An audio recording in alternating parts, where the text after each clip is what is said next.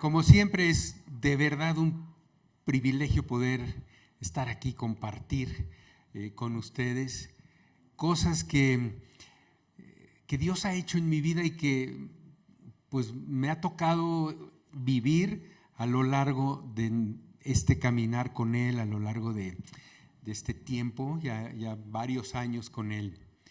Y hoy quería yo compartir un mensaje porque no sé si ustedes se han hecho una pregunta, pero a veces yo me echo la pregunta si soy cristiano, si de veras soy salvo o si soy un cristiano esquizofrénico.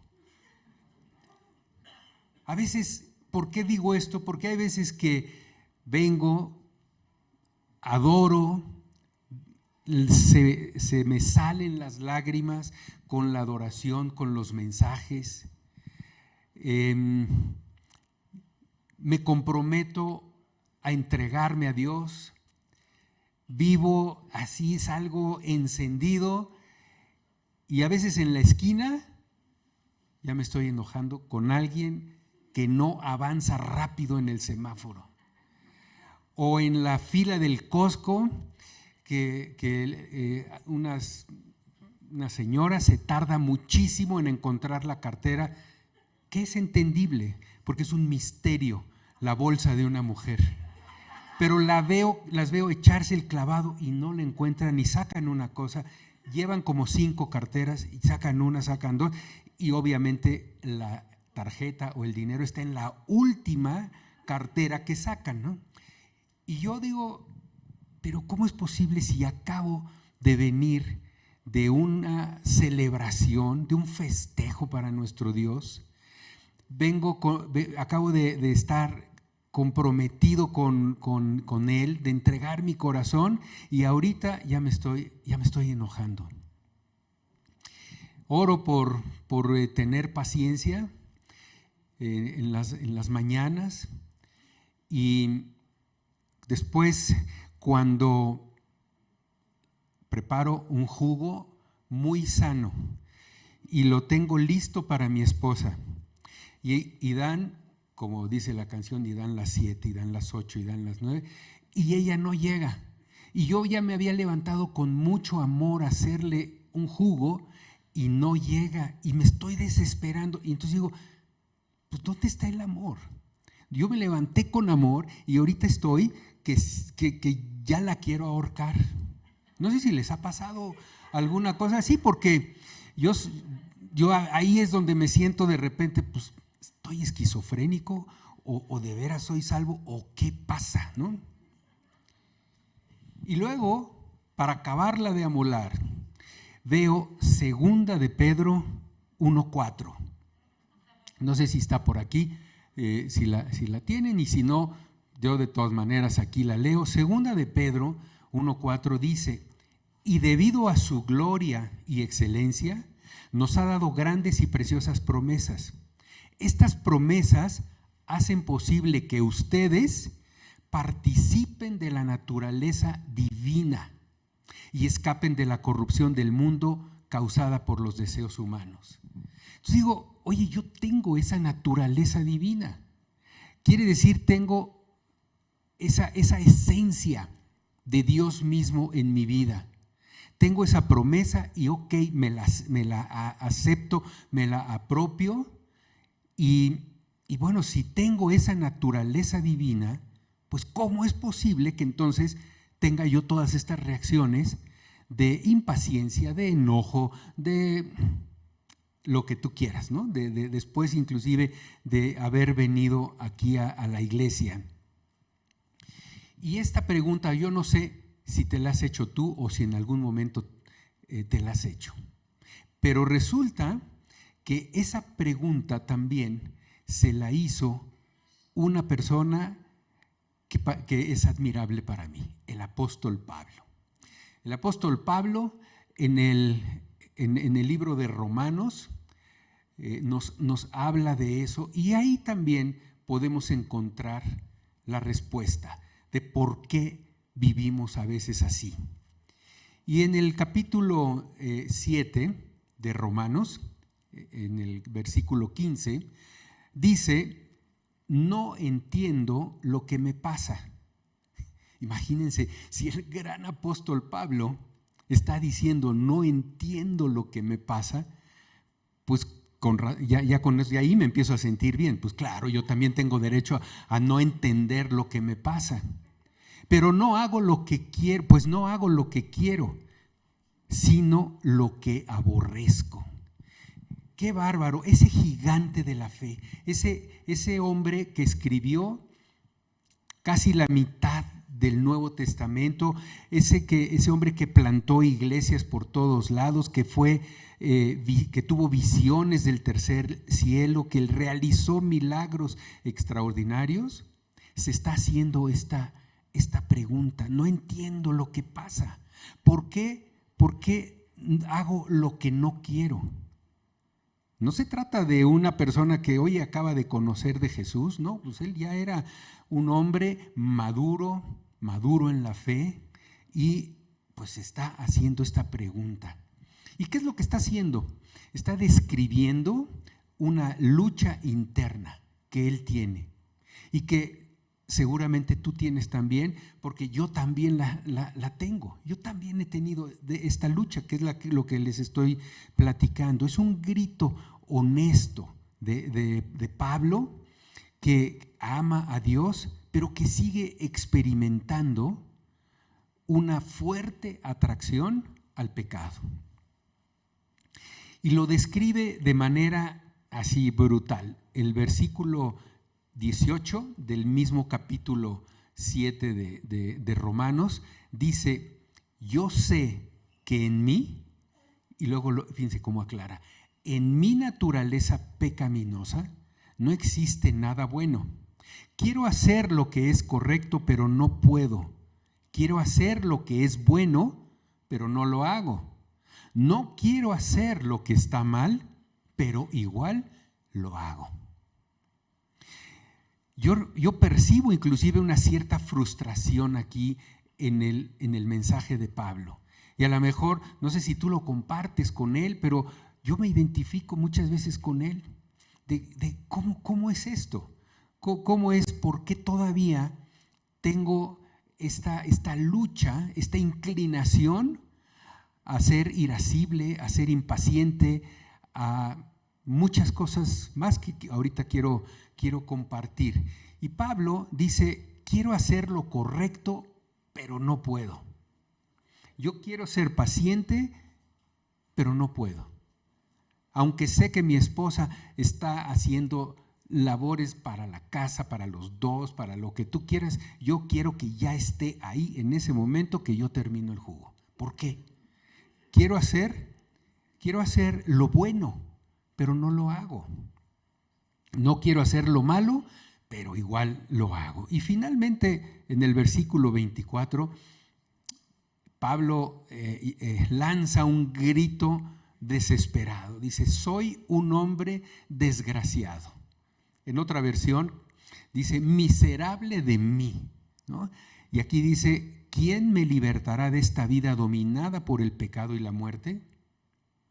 Y la pregunta es, si tú te has hecho esta pregunta también, y si tú te identificas, si tú has vivido esto mismo.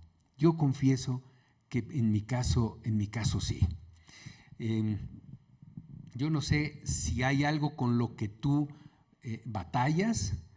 Yo ahora te quiero compartir cosas con las que yo batallo, pero a lo mejor tú eres ese padre amoroso que amas a tus hijos, que oras por ellos cada noche, que quieres ser paciente como Jesús, pero cuando derraman el jugo por quinta vez, explotas.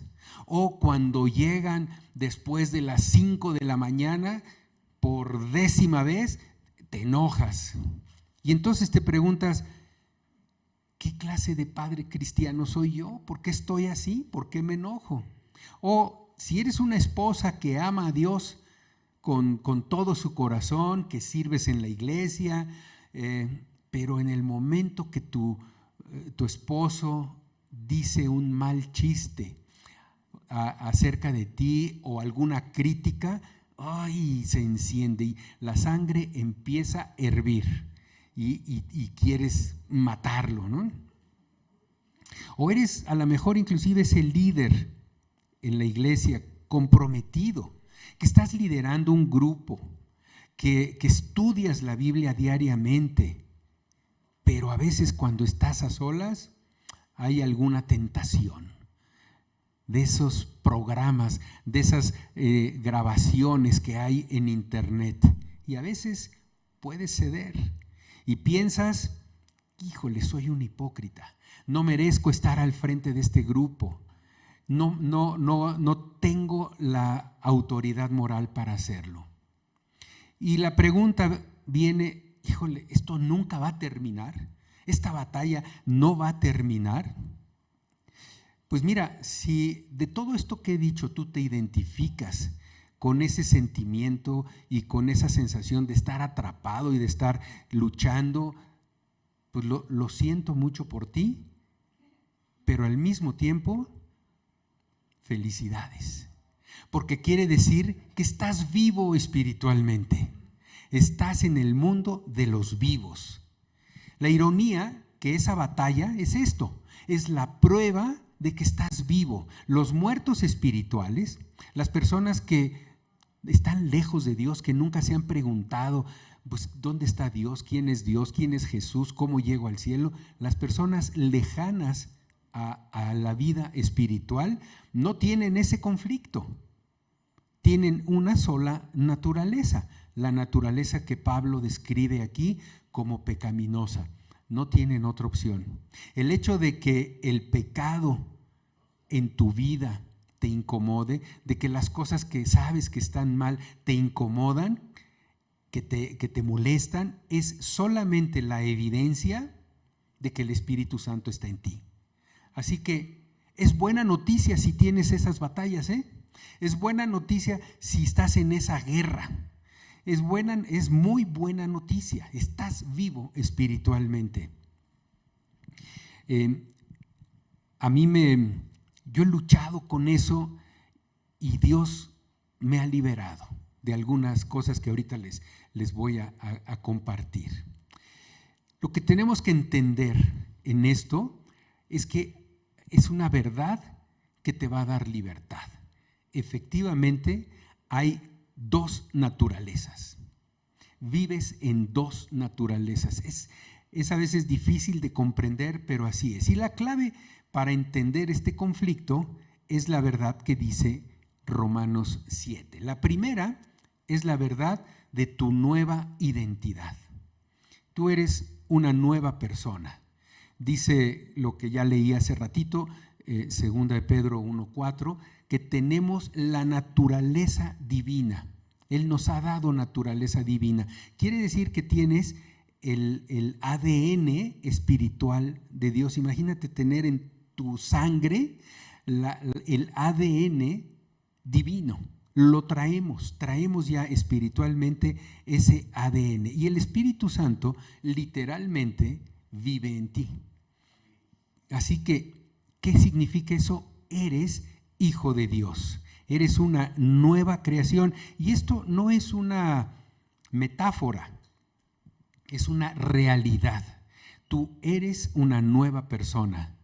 Dice 2 de Corintios 5:17, eso significa que el que pertenece a Cristo se ha convertido en una persona nueva. Dios no repara las cosas, ¿no? Pues lo que no sirve, pues no sirve. Él hace las cosas nuevas desde el principio, ¿no? La vida antigua ha pasado, borrón y cuenta nueva, una nueva vida ha comenzado. Entonces tu espíritu está totalmente renovado. Eres una nueva creación y esa es la primera verdad que necesitamos entender. Eres una nueva persona. Inclusive, muchas veces cuando recibimos a Jesús, cuando recibimos el Espíritu Santo, hasta nos gusta cambiar de nombre. Hasta muchas personas dicen, no, yo ya no soy fulano, ahora soy una nueva persona, ¿no? Y la segunda realidad, ¿no? Así como la primera es la realidad que tienes una nueva identidad, la segunda realidad es una realidad temporal. La carne no ha desaparecido todavía, porque aquí estás, aquí estás con este mismo cuerpo que tenías antes de que espiritualmente fueras una nueva creación. Y seguimos en ese mismo cuerpo. ¿Hasta cuándo? Hasta que Cristo regrese. Y entonces en esta vida terrenal ambas naturalezas coexisten.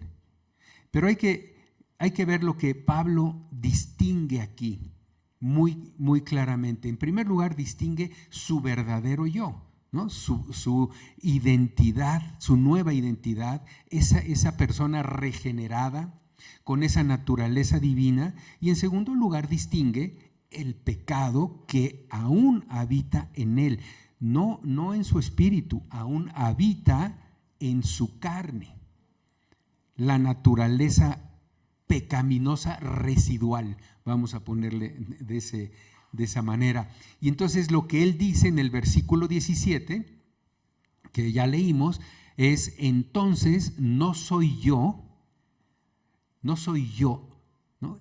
Él dice, no es mi espíritu, no soy mi verdadero yo, no soy esa nueva creación, esa nueva persona la que hace el mal, ¿no? Sino el pecado que vive en mí, sino el pecado que arrastro en mi cuerpo. Tu espíritu está renovado, pero tu carne, o sea, tu cuerpo físico aún no está glorificado. Sigue existiendo esa inclinación al pecado. Y una manera a lo mejor de explicarlo es, y lo hemos platicado, seguramente tú ya lo has escuchado, es que imagina que tú eres adoptado por una familia real. Entonces el rey te adopta, ¿no? Nuestro rey nos adopta y eres oficialmente un príncipe, un hijo del rey. Para nosotros es esto muy claro porque fuimos adoptados, así como dice la Biblia, fuimos adoptados hijos suyos. En nuestro caso personal tenemos esa enorme bendición de haber pasado un proceso de adopción para conformar nuestra familia.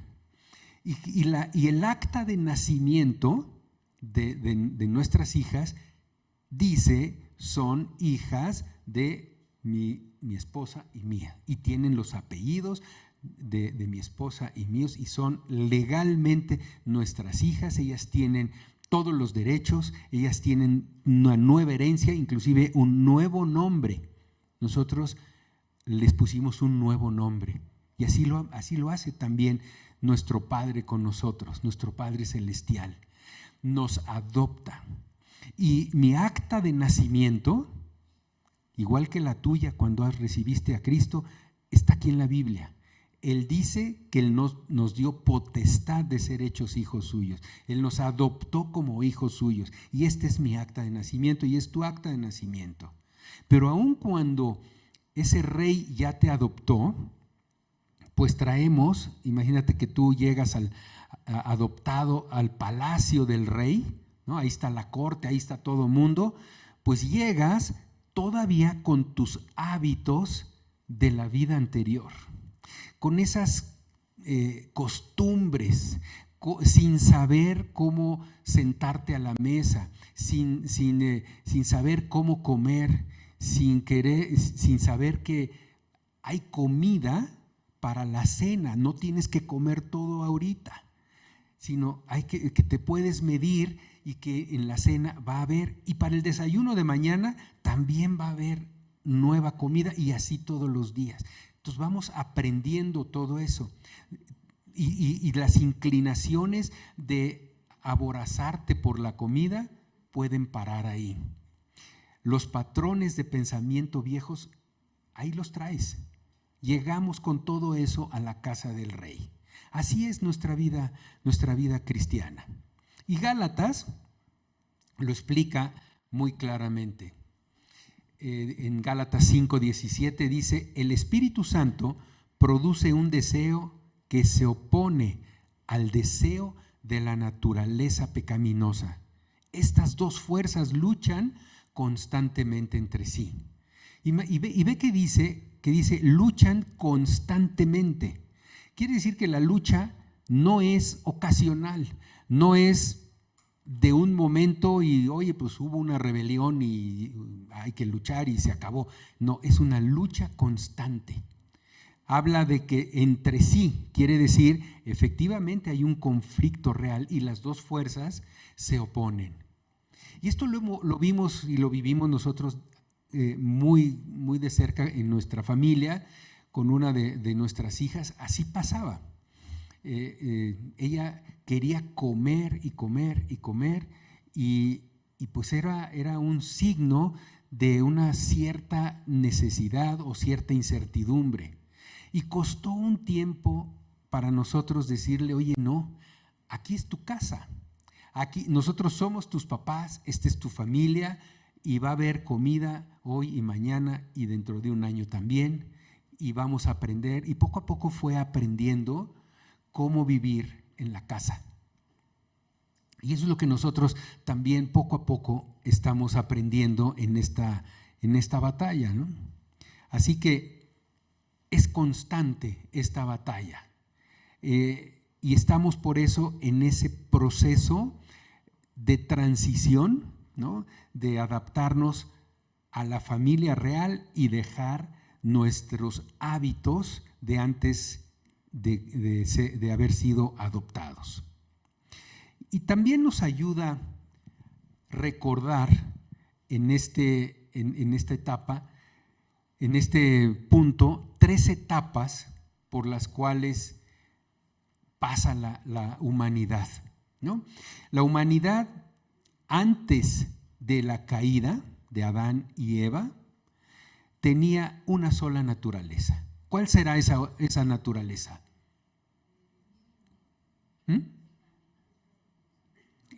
Ingenua, ¿no? Una naturaleza inocente.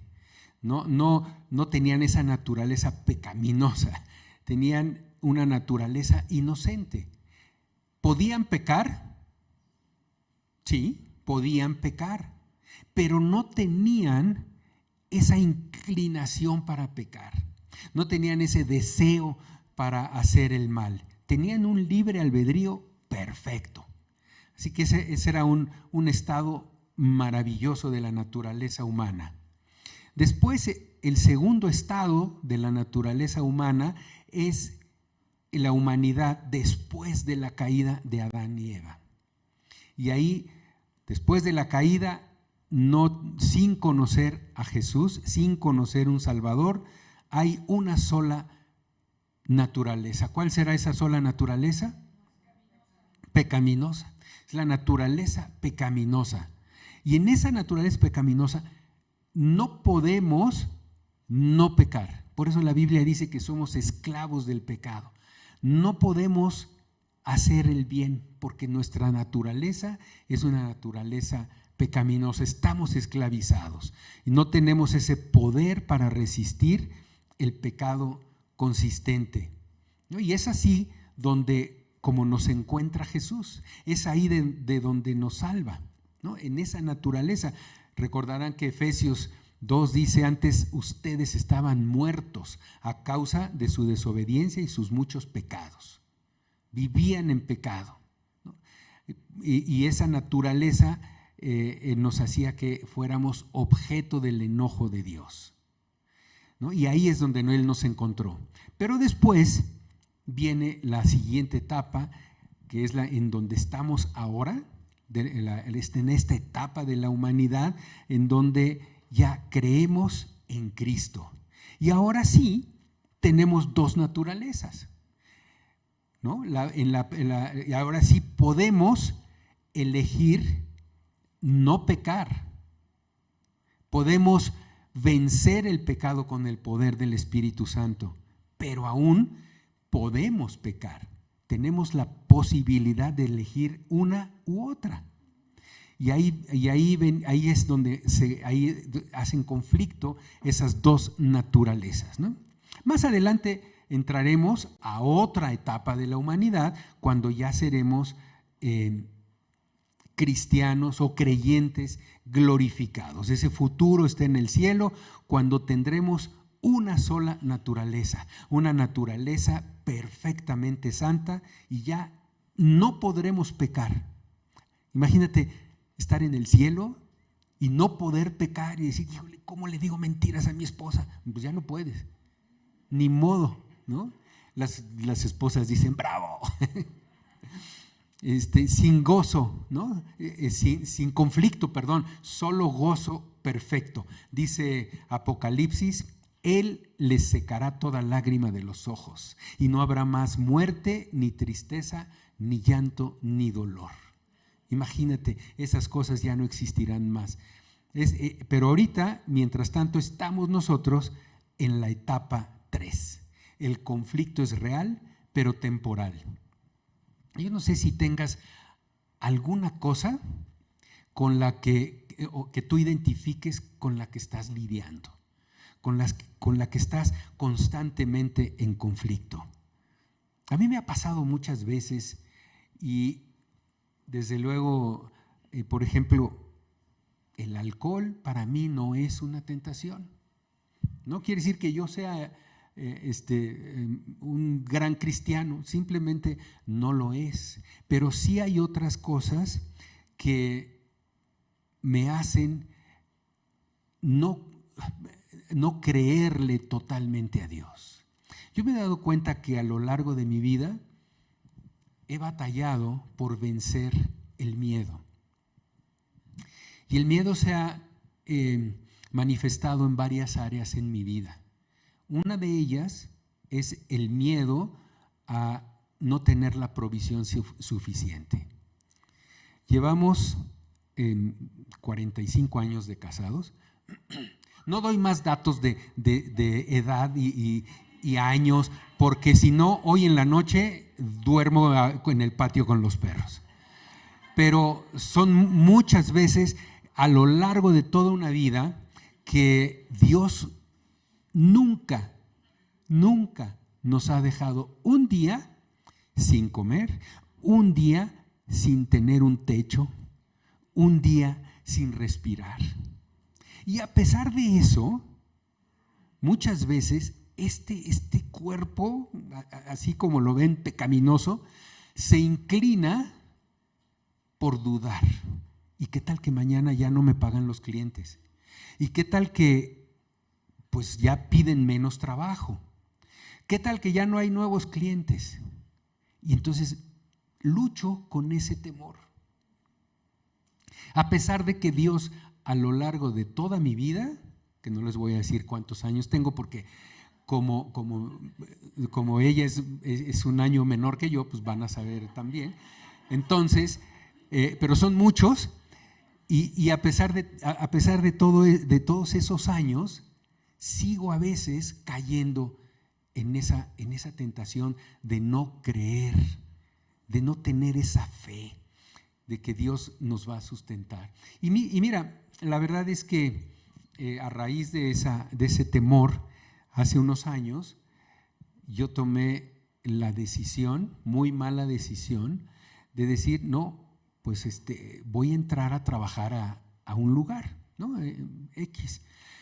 Y entonces recibí una invitación para incorporarme, pero fue motivado por el miedo, por decir, híjole, no sé si Dios va a prosperar el despacho.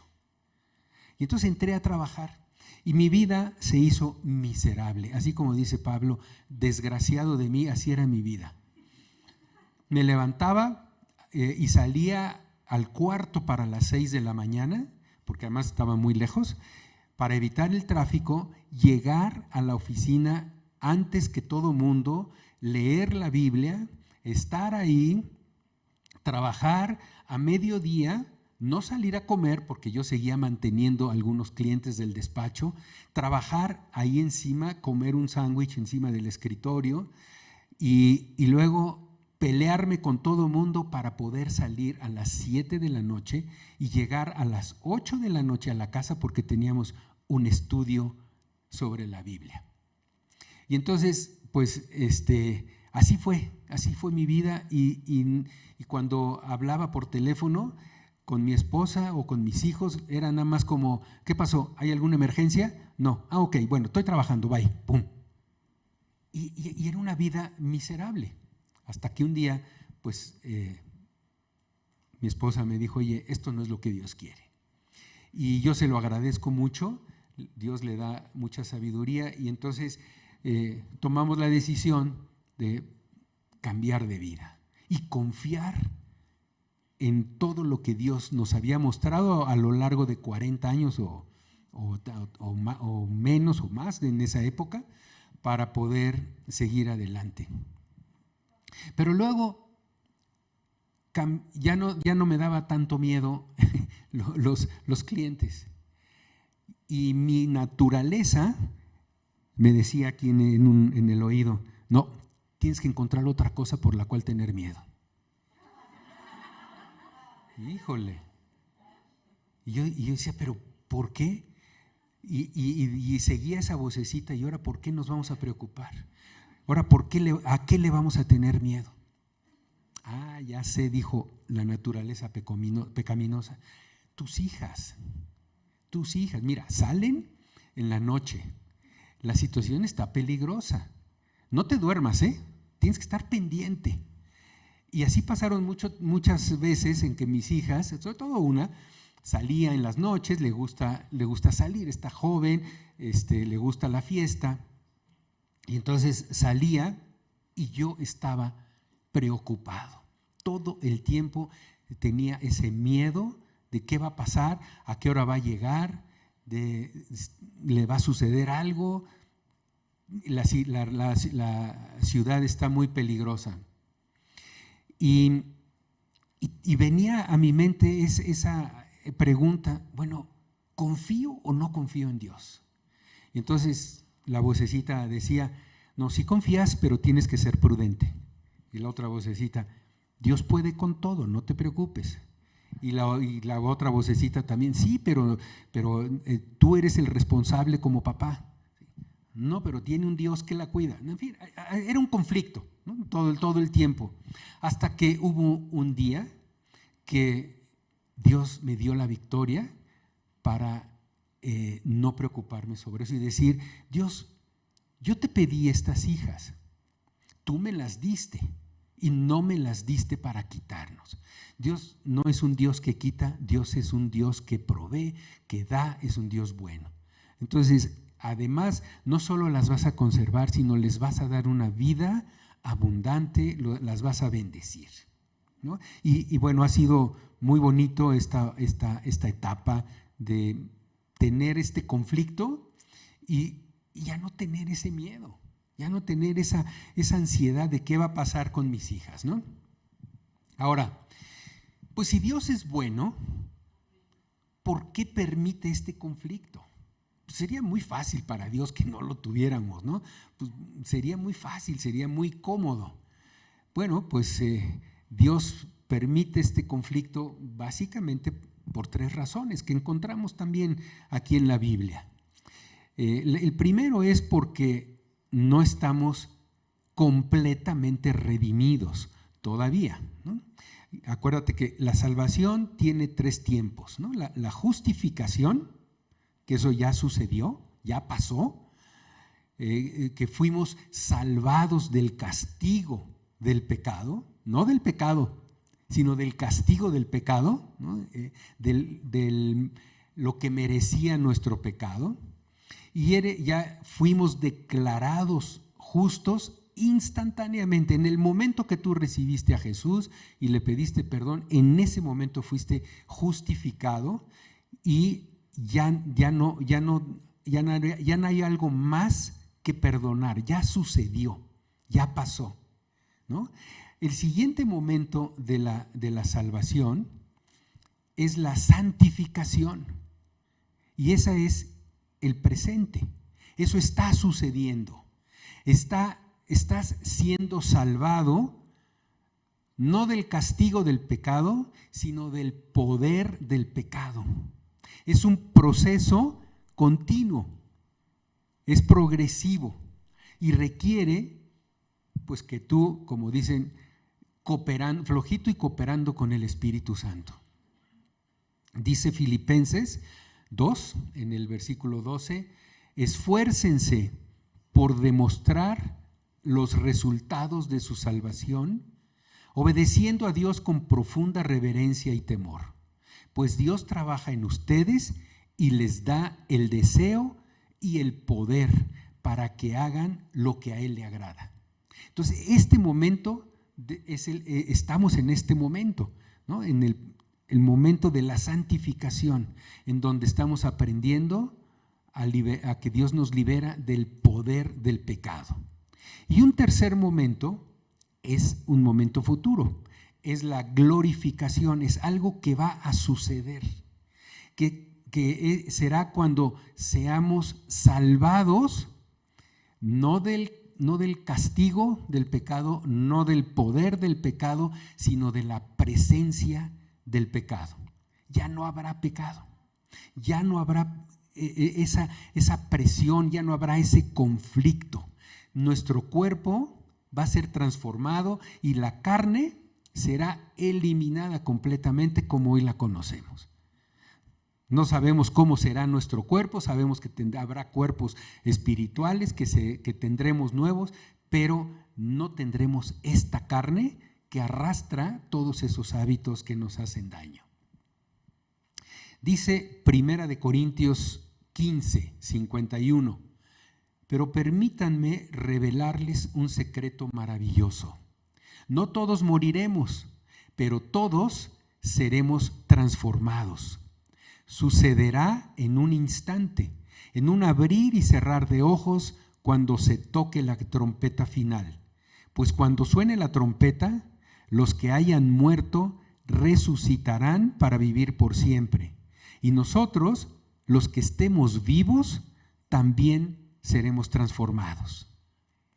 Entonces estamos en ese proceso de santificación.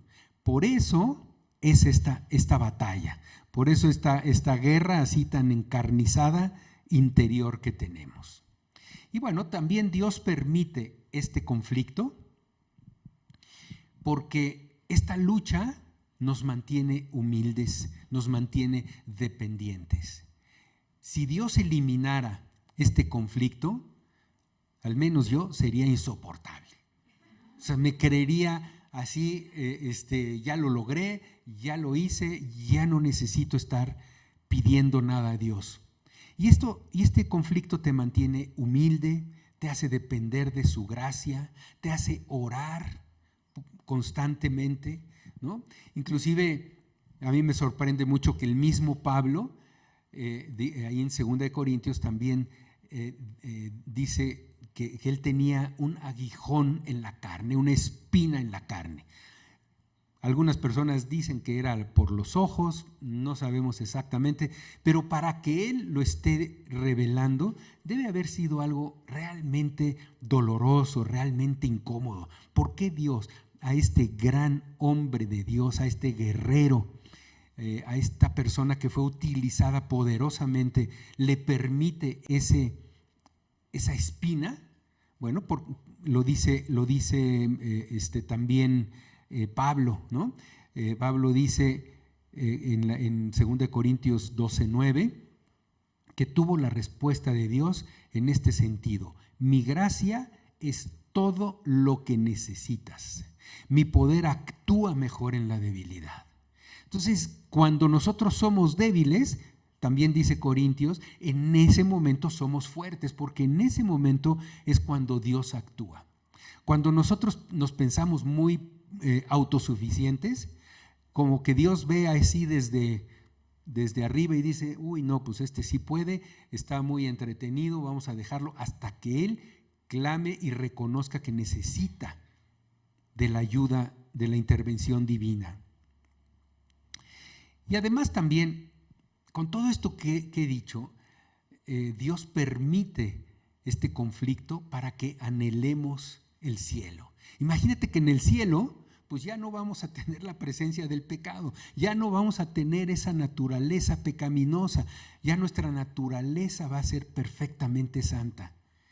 Y a veces estamos tan acostumbrados a vivir como vivimos que no se nos ocurre pensar cómo será ese cielo. Pero yo te animo a salir de la comodidad. Siempre hemos pensado que nos acostumbramos a vivir mal, nos acostumbramos a vivir con carencias, nos acostumbramos a vivir con malas relaciones, con dolores, con zapatos que te aprietan, ¿no? Nos acostumbramos a vivir con incomodidades. Y para salir de las incomodidades, la mejor solución es imaginarte la verdadera satisfacción. Y en este caso el cielo. Imagínate qué precioso será el cielo. Cuando nosotros estamos aquí en la alabanza, como hace rato, hay veces que de veras, no sé si les ha pasado, pero como que te vas y regresas, y no sé si al tercer cielo o al segundo o a Júpiter o a dónde, pero como que te ausentas de este lugar y digo, qué padre, esto es como una probadita del cielo. Y imagínate si eso lo tenemos aquí en una probadita, ¿cómo será realmente el cielo? Será maravilloso. Y Dios permite el conflicto precisamente para que anhelemos el cielo, ¿no? Ahora, ¿cuál es la solución a este conflicto, a tener el triunfo, a ganar este conflicto interior?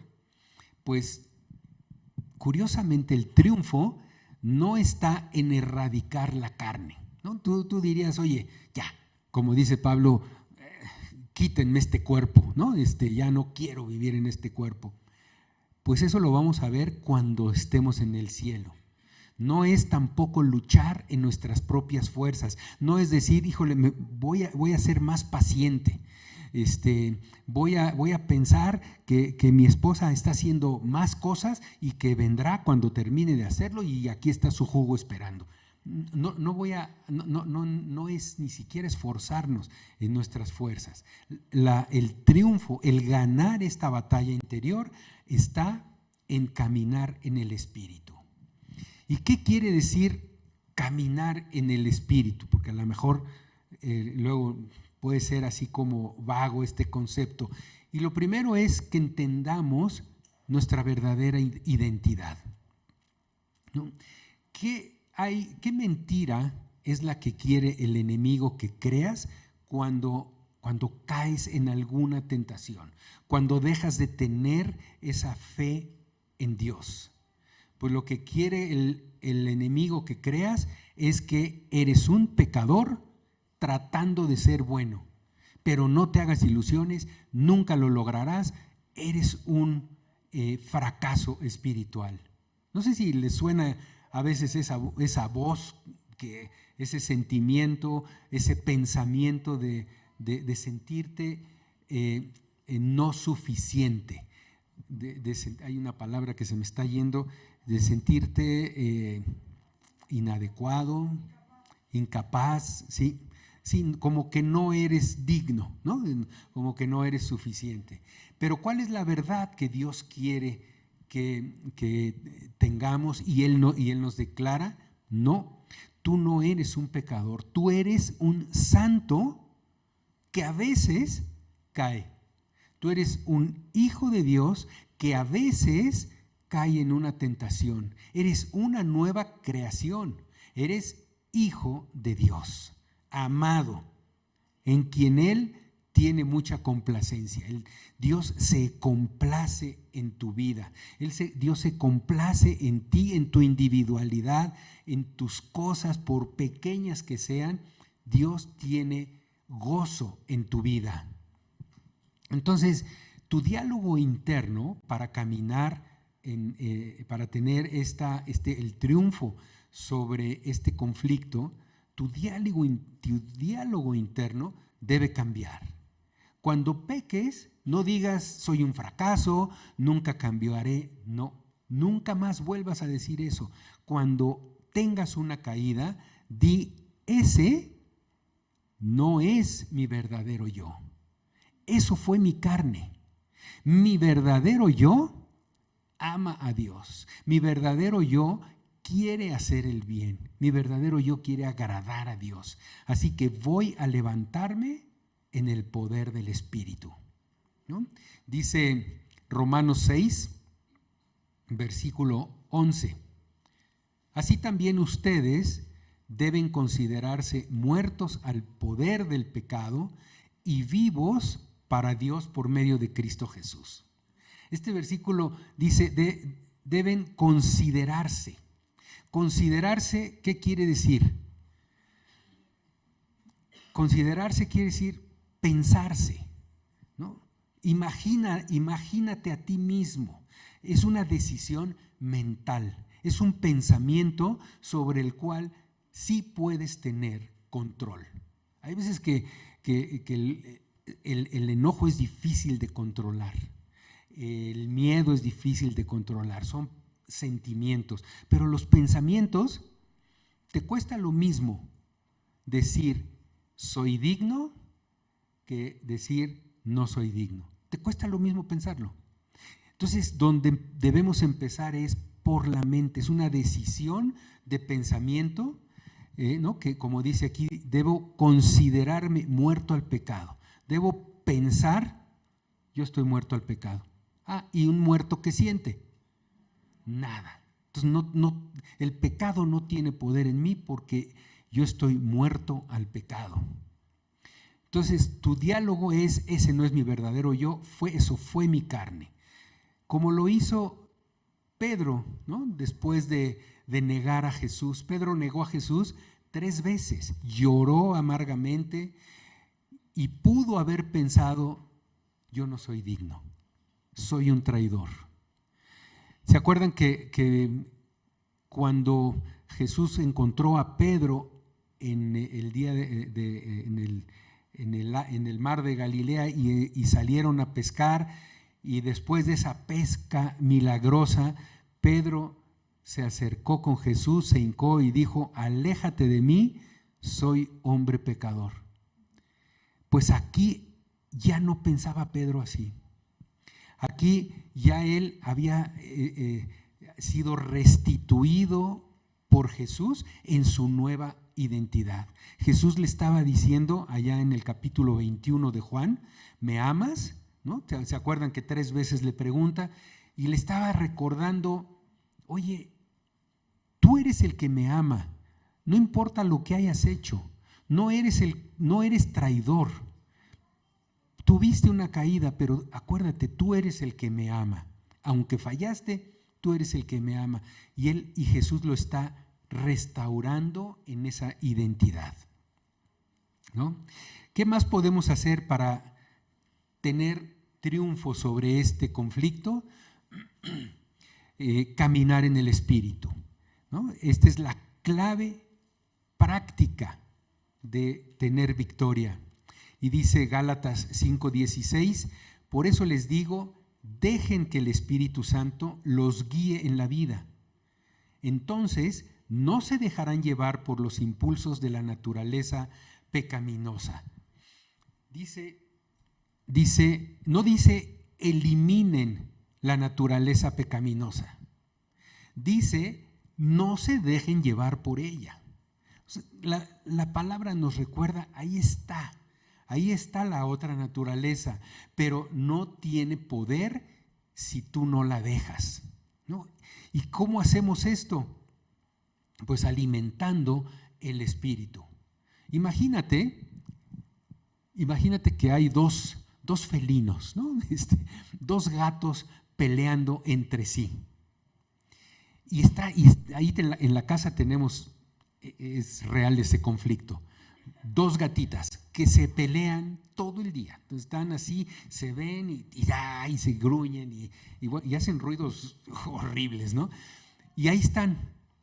Pero ¿qué pasaría si tú alimentas más a una de las gatitas y a la otra no la alimentas.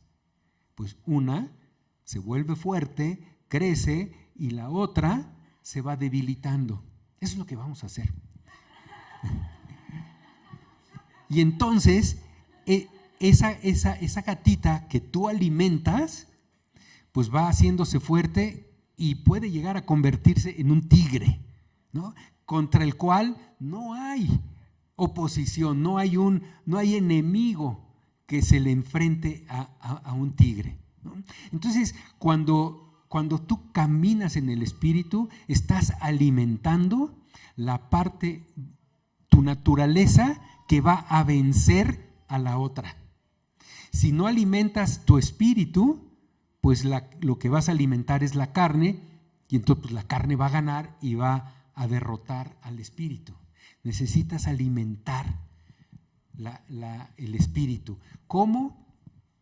Dedícale tiempo diario a Dios. Pasa tiempo con Dios. ¿Cómo? Pues leyendo la palabra, ¿no? Orando, adorando, asistiendo a la iglesia, pero principalmente pasando tiempo personal con Dios en la lectura y la oración.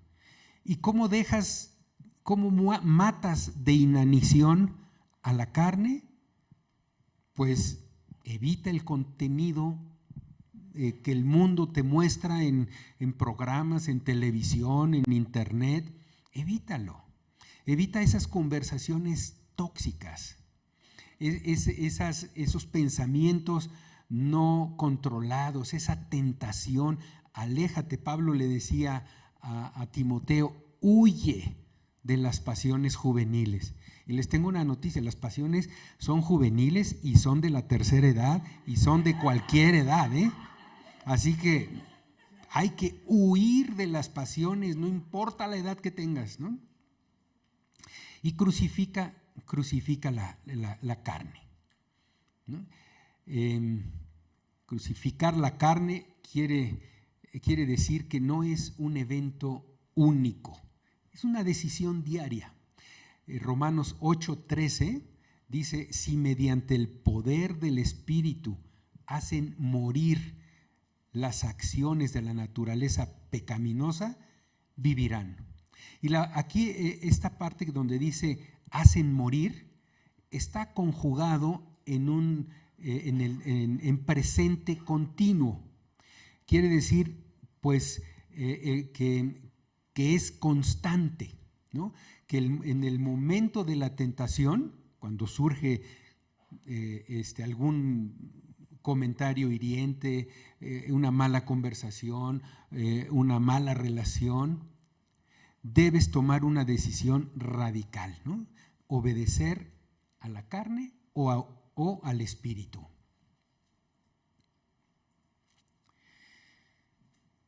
Y muy importante, cuando caigas, y aquí no podemos sorprendernos si en algún momento caemos, ¿no?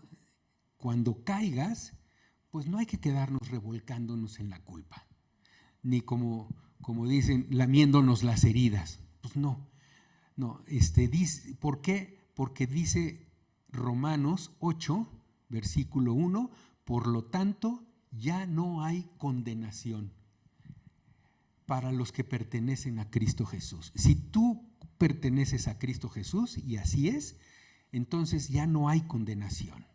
El diablo sí nos quiere condenar y nos quiere decir, tú eres un fracaso, Dios está asqueado contigo, ríndete, ¿no? Pero el Espíritu nos da convicción porque dice, eso fue pecado. No está bien, pero no eres un fracaso. Dios te ama incluso ahora, así que levántate y sigue adelante. El ciclo saludable cuando caemos es reconocer, ¿no? Esto estuvo mal, esto es pecado. Confesarlo a Dios, ¿no? Y si ofendiste a alguien, pues también a esa persona. Aceptar el perdón, ¿no? Muchas personas dicen, hijo, es que esto Dios no me lo va a perdonar. No, Dios es más grande que cualquier pecado. Él perdona cualquier pecado cuando de corazón tú se lo pides. Aprende de la caída y levántate. Hay que seguir adelante. Es muy práctico, muy sencillo.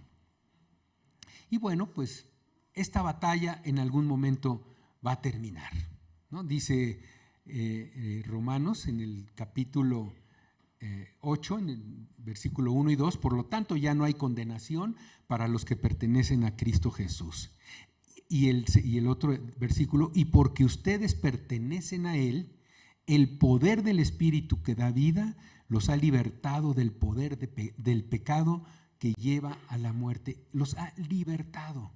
Entonces la batalla es real, pero es temporal, ¿no? Y esta lucha va a terminar. Así que yo te animo a que si hoy tienes algo con lo que tú estás luchando, si hay algo en tu vida con lo que tienes un conflicto y has caído y no lo quieres decir, está bien, no lo digas, pero ahí en tu corazón, levanta tu mano en tu corazón y decirle: Dios, yo tengo este conflicto, yo quiero hoy entrar a este ciclo en donde reconozco que es un pecado, te confieso, Dios, acepto tu perdón, no quiero volver a fallar en esto y me quiero levantar y seguir adelante. Y sin ninguna otra cosa, sin ninguna culpa, sin ningún remordimiento, porque ya leímos que no hay condenación. ¿Sabes por qué? Porque Cristo ya pagó. Él es el que pagó. Romanos 8 es un capítulo que te recomiendo leer y dice: Él es el que murió. Cristo fue el que fue a la cruz. Él cargó todo. Y entonces ya no hay condenación. Lo que antes había sobre ti ya no existe. Yo quiero